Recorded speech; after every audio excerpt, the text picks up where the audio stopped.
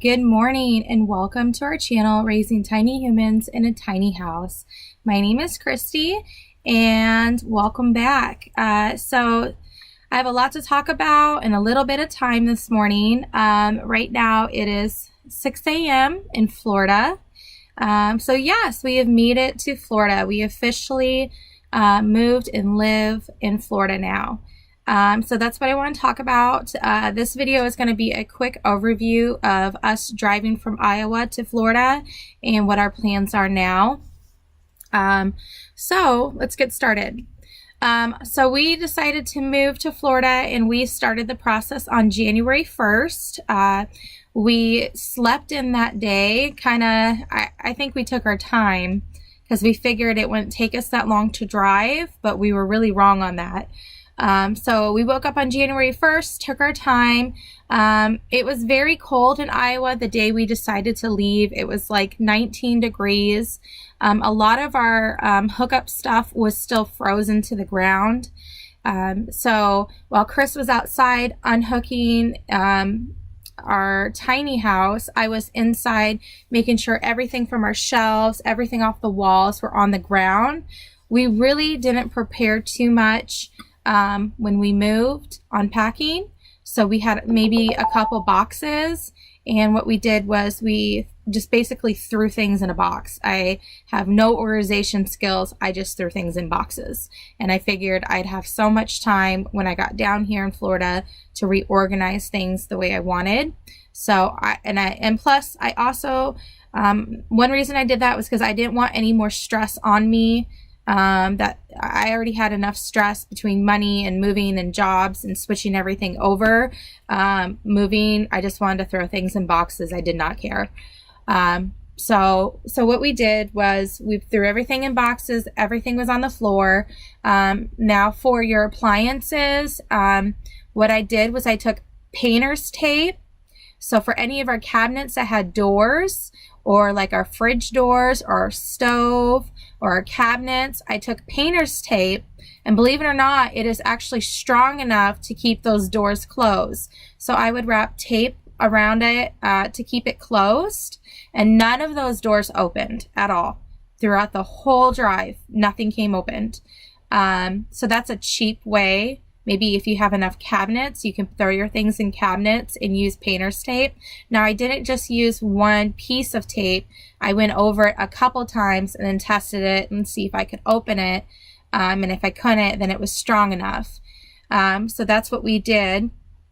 And so we didn't really leave our campground in Iowa until 4 p.m. We like driving at night anyways. When we come to Florida, we always drive at night because there's less traffic. And my husband's used to working the night shifts, so he's used to being up at that time. So it's perfect for us. And nighttime driving could be easier if you're moving your tiny house because of there's less people on the road, so you might have less semis to deal with and less problems worrying about your trailer swaying back and forth with not having so much traffic. And also another good thing about not having as much traffic is you don't have to deal with rush hour, and you don't have to deal with people they're crazy driving. You know how people cut you off and they stop right in front of you? Well, it's a whole new ballpark when you are transferring your tiny house. If you are personally driving your tiny house to a different state, people cut you off, you don't have that great of a reaction to, like, you don't have that as much time as you can in a regular car to stop. So if you're in a car, you can push on those brakes and you can rely on your car to stop. If you're in your truck and you're pulling 14,000 pounds behind you and someone cuts you off, you don't have that ability really to stop. You have to rely on your brakes, your backup brakes, your trailer brakes, and your air brakes all at once. Because if you don't, you can push your trailer can go forward into your truck. So I think driving at night with your tiny house is better if you can do it. But I'm going a little bit ahead of myself here. Let's go back to our time frame. So we left at 4 p.m. in Iowa, and we headed straight to a weigh-in station in Altoona. And it cost us, is it $15 our first time to weigh in? Yeah. $15 to weigh in our first time. This was not a DOT inspection weigh-in. This was at a truck stop. And so we were 1,000 pounds overweight. This was the very first time we had ever gotten our trailer weighed, and we were 1,000 over. Now, our tiny house, we have 2 axles, and we can hold up to 7,000 pounds on each axle, meaning like the maximum really should be 14,000. But if you're a little bit overweight, maybe 100 pounds, it's not a big deal. But if you're over 1,000, that's when you start getting problems. So what we ended up doing was we drove the tiny house back to my parents' house, and we had to reevaluate what could we take out of our house, because 1,000 pounds is quite a bit of weight to lose. So we had to reevaluate. What we ended up taking out was our whole entire refrigerator full of food. And a lot of people say, well, that's just a no-brainer, but this is our first time moving.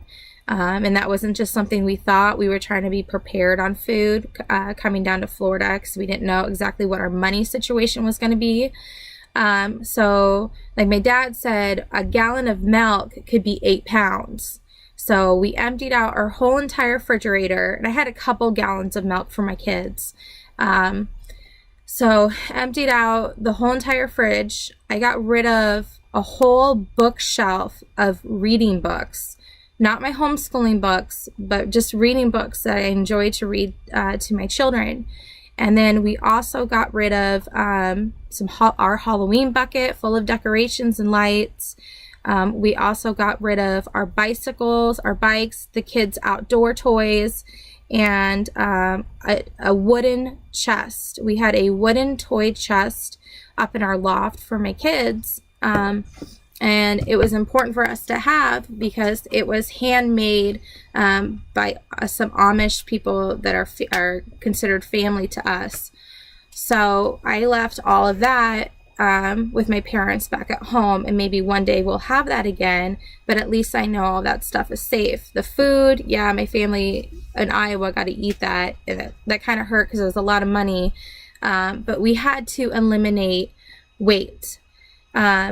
So while this was occurring, my first son, Leonard, lost a tooth. He lost his very first tooth. And we were very excited, and we were glad that it kind of happened that way so we can enjoy that moment. And then we went back outside to try to take more things out of the house, and he lost his second tooth. He lost his first 2 teeth the day we decided to move. So I just told him, that the tooth fairy wasn't going to come until we got down to Florida because she doesn't know our address. But that was pretty cool that my son lost his first front teeth, the bottom ones. So after all of that, we quickly ate at my parents' and left, and we went back to the weigh-in station. But this time it only cost us $5 to get reweighed. So we got reweighed, and we had only eliminated 900 pounds. So we're still a little bit overweight. At that point, we thought, we also got rid of our stairs. We had a staircase to our front door that was wood. We threw that out as well. But at this point, we were like, it's already like 6-7 o'clock at night. I got to get on the road because my husband's starting his job soon. We need to make sure we have his driver's license. I need to leave. I just have to leave. So we drove through the night, and we drove all the way through St. Louis because we wanted to get through the major cities.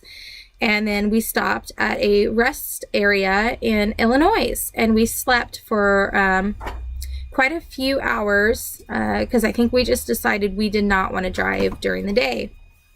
And another positive thing about not driving through the day was the weigh-in stations close at night. So it was kind of us avoiding it. I know that doesn't sound very good, but we're not very much overweight. But driving through the night also helped us, because if you are overweight, from my understanding, if you get stopped at one of these DOT inspections, they give you a couple options. One option is they give you an exemption, like they'll write out almost exemption for you that you have to pay for, saying that you're okay to travel on the road with whatever overweight you are for so long, and that costs you money. Another thing is I believe they can give you a ticket for driving on not being safe, so you can get fined. And if you try to pass a weigh-in station and they catch you, they can ticket you for that. And they can also tell you to come back to the station. So if you drive past the weigh-in station and you get caught by the DOT or a police officer, they pull you over, not only will they ticket you for avoiding them, you'll get ticketed at the station as well for being overweight. And then at that point, you don't have a good turf with them. They're already mad at you for trying to skip it.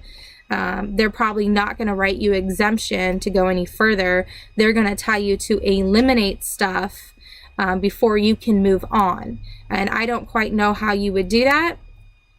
I don't think I saw any dumpsters at the weigh-in station. So I'm assuming that they would want somebody to come to you and help you unload to eliminate that stuff before you can get back on.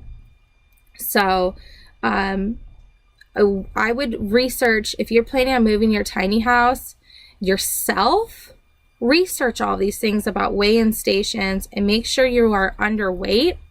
And even if you are underweight, do know that you do need to stop at those weigh-in stations. Do not avoid them. But some people have a little bit more money than we do, and they can afford to pay somebody to move their tiny house. And that's great. If that's the way you can do it, kudos to you, because we could not, we couldn't do that. So going back to where we stopped after St. Louis. So it's probably like 4 or 5 in the morning. We stopped in a rest area in Illinois, and it was very clean. The kids got to go to the bathroom. Because, our toilet shut off, and oh boy, did it smell in here, because we didn't have any electricity, but our toilet was cleaned out and emptied. But we also had our cats traveling with us. We have 4 cats, so we had kitty litter, I feel like, everywhere from the cats in their drive. So it did smell in here, so we'd open up the windows while we were sleeping.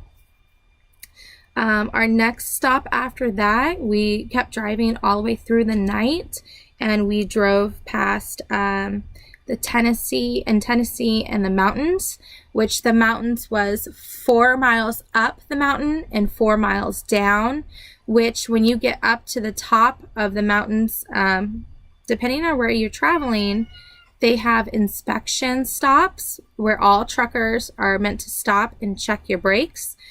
We didn't have to, but other people did. And that's a place where you can stop and make sure your brakes are really good before you go down the mountain. And it wasn't our intentions were not to go straight through from Iowa to, that's my alarm. It's time to wake up.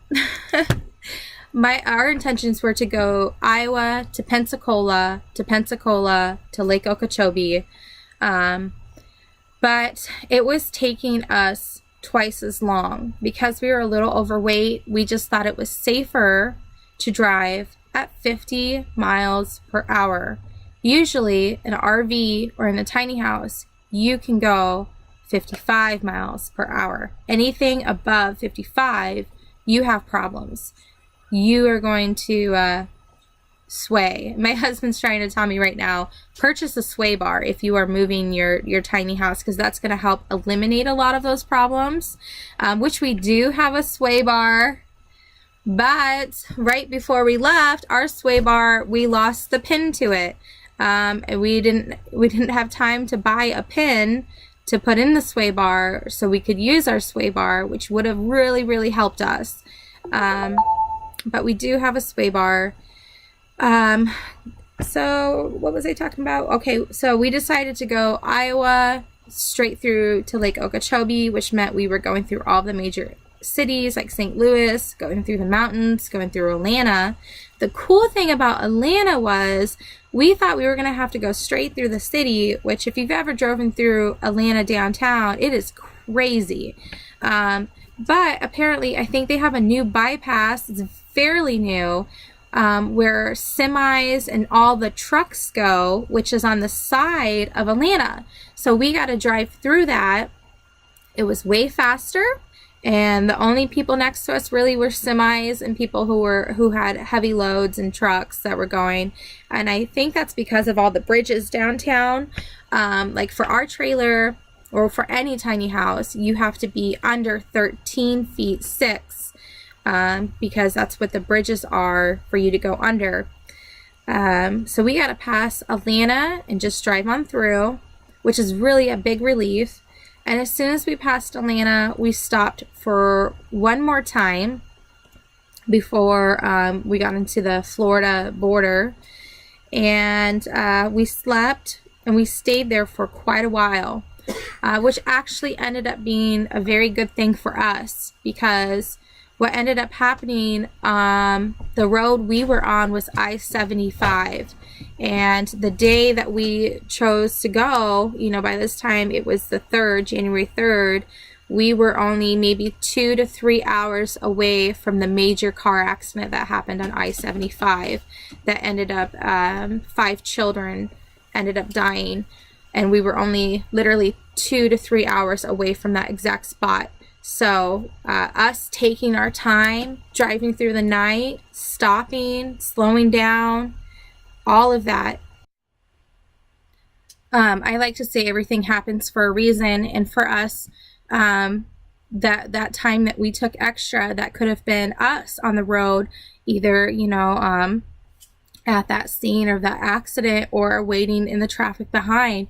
That accident closed that road for the whole day and night. They didn't open that road back up until the next day because over 50 gallons of gasoline from 2 semis had burnt into the road. And for us, you can't just stop like that. You can't, if there was a car accident in front of you, chances are pretty slim, I feel like, if you're going to stop. You could go into the ditch and you'll probably tip over. It would be, I guess, the least worst thing to happen to you.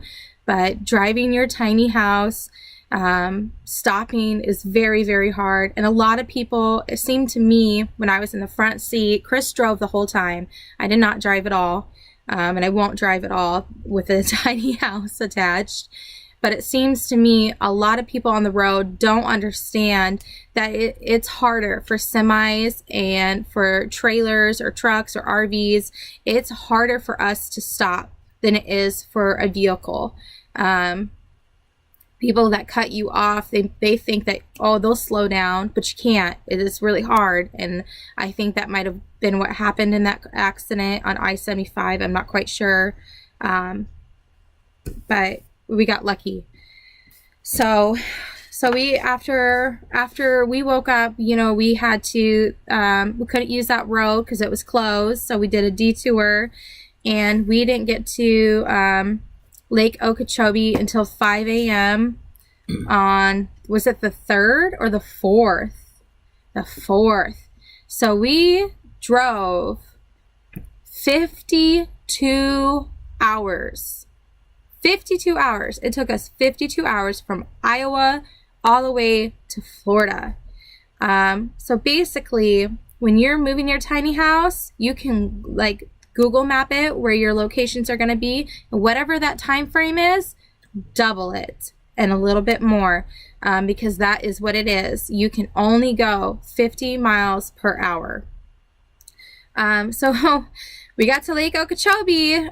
We had put a deposit down, And this is where we were going to stay because at the time we couldn't find any parking near Orlando. And we showed up. So there's great managers there, but the parking spot that we were supposed to stay on, they had given it away to somebody the day before, even though I had, let them know that we were coming and how big we were. They gave up our spot to somebody who wanted to be there permanent. So they showed us another spot, and I just did not think it was going to be feasible ever for us to fit into that spot. It was beautiful. It was on Lake Okeechobee, but it was no way we could even get our trailer backed into it. So I felt very uncomfortable with that. Chris and I decided to leave because our kids were getting too hot. We couldn't hook up anyways until sunrise because we were there at 5 a.m. and it was dark. So our tiny house was so hot. It was like 70 degrees outside, and the tiny house was starting to feel like a hot box. Our fire alarm went off. So our fire alarm goes off if it's too hot in our house or if there's smoke. And so we decided, our kids are going to end up suffocating in here. So we took our kids out. They were sleeping. We took them out, put them in the truck, and we started driving. We started heading to Orlando because my husband knows some friends there, and we thought we could help our kids cool off while I tried to find parking elsewhere. And so we went to one campground, just one, and they told us to get off property. They didn't even give us a second to talk to them. They just saw our tiny house, came out the front door and told us to leave. We do not accept tiny homes here. But they had really crappy mobile homes on their property, and I'm talking crappy. This is brand new. You guys have seen pictures of my tiny house. It's fully inspected by the Iowa DMV. So it's kind of a slap in the face. Like, really, you want these really trashy mobile homes here, but you are so closed-minded, you don't want anything to do with tiny homes. But that's their property. So if they want to be complete buttholes about it, that's their right. So, and I'm trying to think if I want to let people know who they are or not. So don't just show up on any campground, because they do have the right to just tell you to leave, but they don't have the right to be buttholes. They don't have to be rude, immature people for somebody who is old as they are.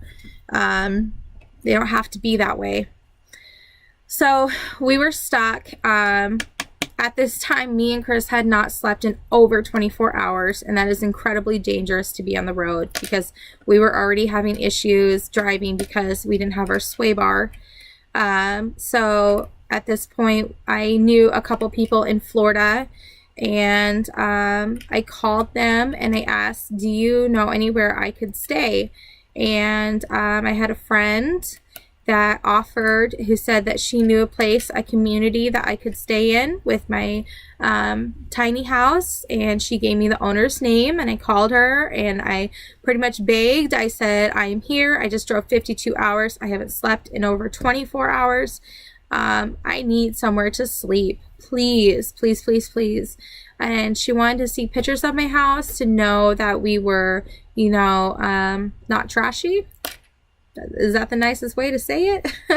Because I know some people do build their tiny homes, and they don't look so nice. Some people build their tiny homes, and really you should hire a professional. Some of you need to hire a professional, and some of you know what you're doing, and you build really nice tiny homes, and they're amazing. Good job. And don't be ashamed if you can't build one. I don't know how to build one. My husband built it. So we sent pictures to the owner, and we told the owner we were inspected, which we were, and we started driving, and now we are near Tampa. So we live in a nice community. I don't really want to tell you where because I don't want people showing up at my house. So I just live near Tampa, And I'm very thankful, very fortunate that we're all alive, that we're safe. I have a roof over my head, over my children's head, because this could have been a lot worse situation than what we're in now. So my husband, he started, well, yesterday he went to Disney to go do his background check and everything and get his pictures done because he's going to start work soon. And his job is still about an hour away, but it's he says an hour and a half. It's an hour and a half drive, which hopefully is just temporarily, because we went yesterday to Orlando looking for spots, and we're on a waiting list, hopefully soon, but if not, that's okay because we're safe here. So it's an hour and a half for him to get to work, and the community that we're at is very nice. And today what we're going to do is we're going to try to go get our driver's license so my husband can start working. And we're going to relax today. Today is our first day to relax. We've been doing nothing but running errands and running all over Florida. I feel like I know Florida everywhere now because of how much driving we've done, going back and forth through all of the south, west, and central area that we've done. So after our driver's license today, we're going to take the boys to the beach and let them run and play and enjoy their time. So our future goals with this channel now, I think, is more, I still want to talk more about our tiny house and ways to improve your tiny house. And I also want to talk more about parking because it's such a big deal. It's a very big deal. There's not many places where you can park. I kind of want to make a video about how you can find parking on by yourself and how to research for that. One little tip I'm going to give you right now that actually saved us. This is what saved us. Networking. Get online. Make sure you are in like tiny house people on Facebook, on Instagram, look on YouTube. Network. Be friends with other tiny house people. The better we are together, like the more friends you have, the better it's going to be for you when you get in sticky situations like we did. So networking is huge. And another thing I'd like to do with this channel is, now that my husband's working Disney, I would like to really do homeschooling videos, Disney related, how to incorporate school with Disney and other things to do in Florida. That's kind of going to be my new fun hobby I'd like to do. But otherwise, we're safe, we're alive, we made it to Florida, we're Florida residents, and today we're going to go have some fun. We're going to go to the beach. So hope all of you that are watching enjoyed this video. If you have any questions, comment below, and I'll try to answer them for you. But otherwise, have a great day. Thanks for watching.